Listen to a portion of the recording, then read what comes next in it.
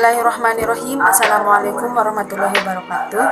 Kami dari kelompok 3 akan mempresentasikan mengenai bahasa Indonesia dan berbagai ragamnya. Baik, pemateri pertama adalah saudari Jihan. Kepada Jihan dipersilahkan. Assalamualaikum warahmatullahi wabarakatuh. Perkenalkan, nama saya Jihan dengan nomor NIM 039. Di sini saya akan menjelaskan tentang pengertian ragam bahasa.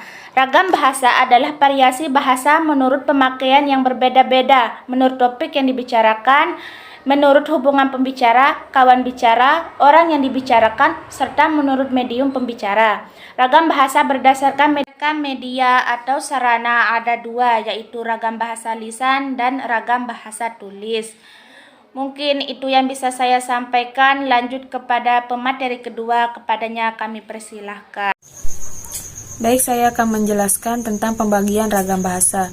Ragam bahasa dibagi menjadi dua, yaitu ragam bahasa lisan dan ragam bahasa tulis. Yang pertama, ragam bahasa lisan.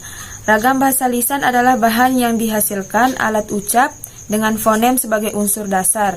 Dalam ragam bahasa lisan berkaitan dengan tata bahasa, kosakata, dan lafal, sehingga pembicara dapat memanfaatkan tinggi rendah suara atau tekanan air, muka, gerak tangan atau isyarat untuk mengungkapkan ide. Selanjutnya, ciri-ciri ragam bahasa lisan. 1. Memerlukan kehadiran orang lain. 2. Unsur gramatikal tidak dinyatakan secara lengkap. 3. Terikat ruang dan waktu. Dan yang keempat, dipengaruhi oleh tinggi rendahnya suara. 2. Ragam bahasa tulis. Ragam bahasa tulis adalah bahasa yang dihasilkan dengan memanfaatkan tulisan dengan huruf sebagai unsur dasarnya. Dalam ragam tulis, kita berurusan dengan tata cara penulisan dan kosakata. Dengan kata lain, dengan ragam bahasa tulis, kita tuntut adanya kelengkapan unsur kata seperti untuk, kata pun, ataupun susunan kalimat, ketepatan pilihan kata, kebenaran penggunaan ejaan, dan penggunaan tanda baca dalam mengungkapkan ide.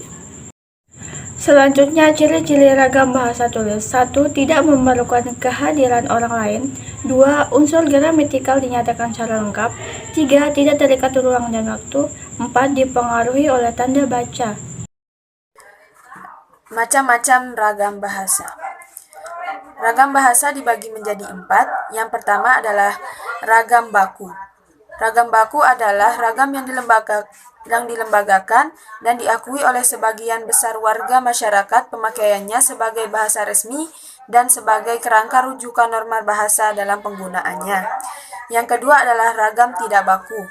Ragam tidak baku adalah ragam yang tidak dilembagakan dan ditandai oleh ciri-ciri yang menyimpang dari norma ragam baku.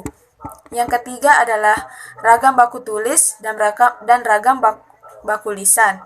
Ragam baku tulis adalah ragam yang dipakai dengan resmi dalam buku-buku pelajaran atau buku-buku ilmiah lainnya. Pemerintah sekarang mendahulukan ragam baku tulis secara nasional. Yang terakhir, ragam sosial dan fungsional. Ragam sosial dan fungsional adalah ragam bahasa yang kaidahnya didasarkan pada kesepakatan dalam lingkungan. Mungkin hanya ini yang dapat kami sampaikan. Kurang dan lebihnya mohon dimaafkan. Sekian, Assalamualaikum warahmatullahi wabarakatuh.